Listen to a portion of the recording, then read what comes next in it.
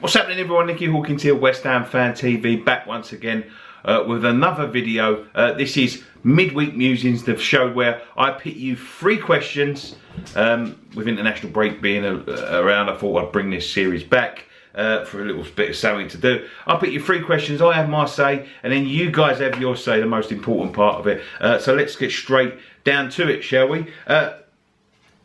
Right, debate number 1. A hot debate over Felipe Anderson this week. So let's settle it. Is Felipe Anderson playing well? Now, I'm pretty much one of the ones that are saying he's not playing well. And a lot of people are not accepting it. I don't know why they're not accepting that he's not playing well. I think he looks better on the TV. Maybe the stadium and the TV are a little bit different. Is he playing well? It's a great question, because in certain aspects he's playing well, but for me, the reason he was bought was to create goals, create chances. He did for Cresswell last week, and I don't think he's doing it enough. Now, is it his fault? I don't think entirely his fault. I think it's the system that we're playing that is affecting his game. He's been asked to do a lot more defensive duties. But the thing is, when he gets into those positions, those positions in the final third, he's second to none. He's fantastic at what he does. When he wants to take on a player, when he's got a lot of confidence and he's going past, we see it against Norwich. You know, he just takes people on for fun. And when he gets in the final thirds, you know, he's an assist king and he can score goals. That's the thing. He scored 10 goals last year from that left wing. He did do a lot of defending last year, and I think that's what he's brought into his game this year, which helps out the team brilliantly. But I think he's doing a little bit too much of it. Now, is that entirely his fault? No, I don't think so. I think that's Pellegrini empowering that into him, saying he's not working hard enough for the team. He has played as a left back before for Lazio, or a left wing back or something like that. So it is instilled in him the defensive duties, and he's a great defender. The problem is, he's also a great attacker, and I don't think he's getting into those positions enough. How do you call this? I'd say chuck someone else out on the left wing and put him in the middle. Give him that creative freedom. Give him that freedom to attack the other defences without having to do the defensive duties with him. You know, Lanzini didn't play well the other day. On the ball, Felipe Anderson is one of our best players. I just don't think he's getting on the ball enough. He's sort of like, the ratio between him and Cresswell, who's going forward, is sort of 50-50. Might even be 60-40 in Cresswell's favour.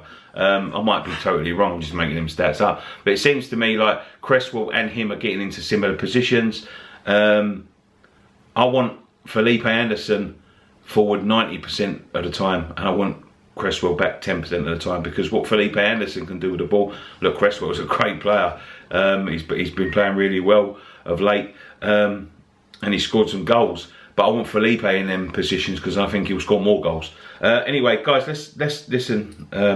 Let's see what you guys had to say. Dango851, very good question. I think he is playing well, but not to his capability. Last season he never tracked back, but this time he is. Too much, I think. Spends too much time on the ball, but he creates chances. He's not a very confident person, so he just needs to push himself to score more goals. Tony, WHUFC Tony says, hasn't been amazing but puts in shifts, needs to get a goal to bring his confidence back for me. Once he gets that goal, we will see the old Anderson in full swing. Chris Bradley, no, after Norwich he has dropped off in form. David Hayes just basically says yes. The West Ham ramble, yes, only just, but definitely not to the best of his ability. He needs to drive at players more. WHU Mike Enigma UK Mike says, issue is he works hard, rare for flair players, but he seems to lack confidence. Several games now, reluctance to take on players, too many touches which slaps the speed out of counters. Think fans would rather energy and purpose in the attacking third than our third.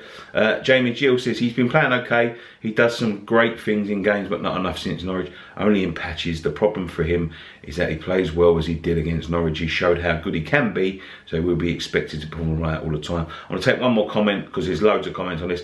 Lewis Allen, not playing well, but defensively he has been pretty good. It has cost him his flair. A bit like Joe Cole under Mourinho, has definitely lost something. So yeah, a lot of people agreeing with me, just too defensive minded nowadays. We want him going forward. Number 2, Was the Palace result just a bump in the road, or is there cause for concern with some of our play?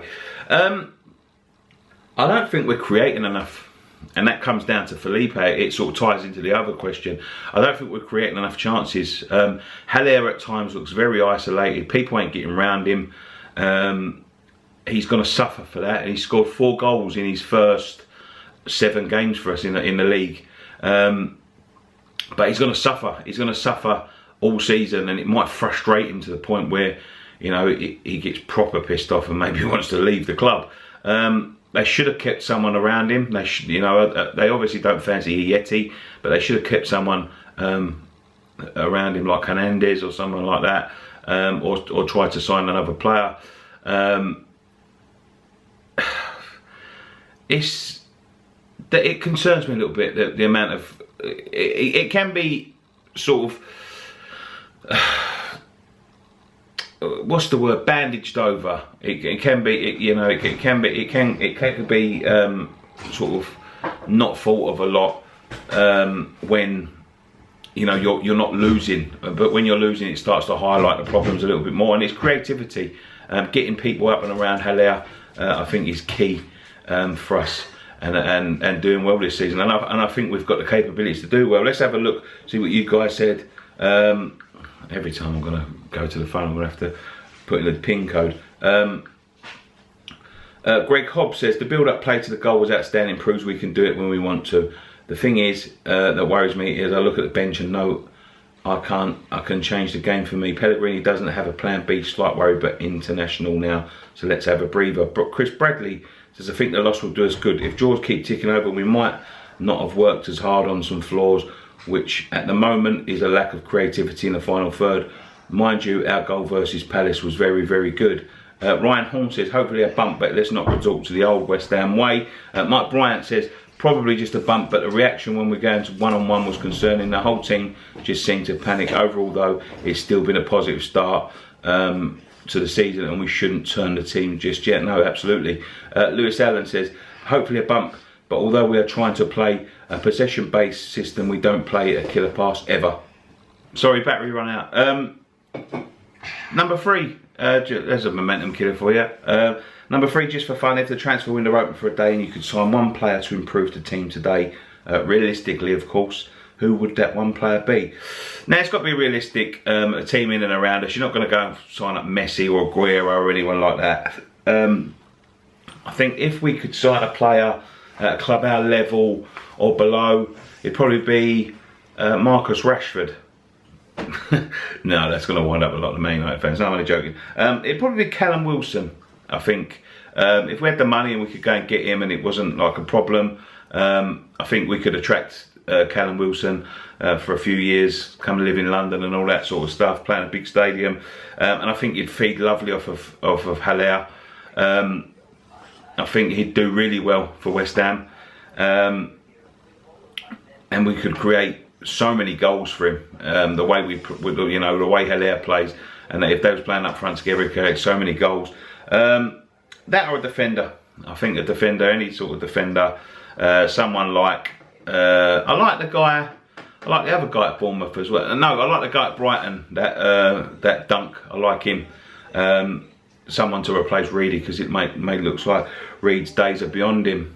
Let's see what you guys had to say though. Dango85, we need another striker, and Haller and Jovic had an amazing partnership at Frankfurt, so I would go for him, especially when Zidane don't like him and try to play 2 up front and the goals were flying. If we can't rely on the midfield to score when Haller don't. I'd love to see Jovic in a West Ham shirt. They had a great partnership. He's worth a lot of money. Real Madrid played a lot of money. But the way things are going at the minute, I think Zidane will go before Jovic goes. I hope he send him out on loan. I'll have him. Greg Hobbs at Daniel Johnson at Preston looks good.